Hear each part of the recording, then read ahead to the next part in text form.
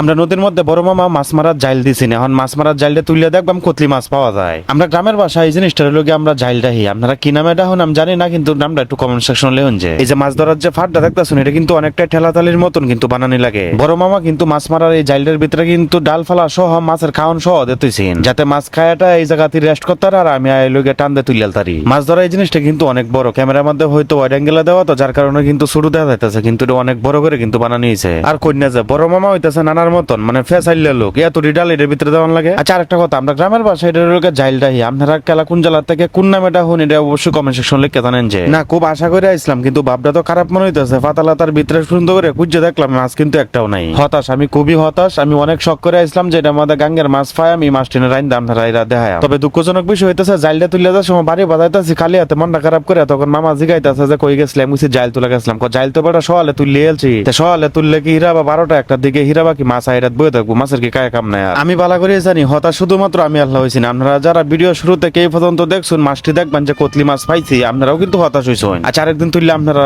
দেখেন না মাছ কতলি পাওয়া যায় এর ভিতরে। আর এই যে নদীটা দেখতেছেন এটা কিন্তু আমরা গ্রামের একবারে সাইডে দিয়ে বয়ে গেছে এই নদীটা। এই নদীর মধ্যে কত স্মৃতি যে আমার জড়ায় আছে, এই নদীর মধ্যে কত লাফালাফি করছি শর্ট প্যান্ট ছাড়া, ঠিক মতন স্কুলে গেছি না, যে সময় মাদ্রাসা পড়ছি মাদ্রাসা ঠিক মতন গেছি না, এটা আমাদের লাফালাফি করছে। আর আম্মা বাইরে ওই লোকে তুলছে এটাতে। দুঃখ ভরা মন লয়ে ভিডিওটা এনে শেষ করে দিতেছি। যদি না আমাদের টাইম হয়ে তাহলে মসজিদ বা সবাই দৌড় হয়।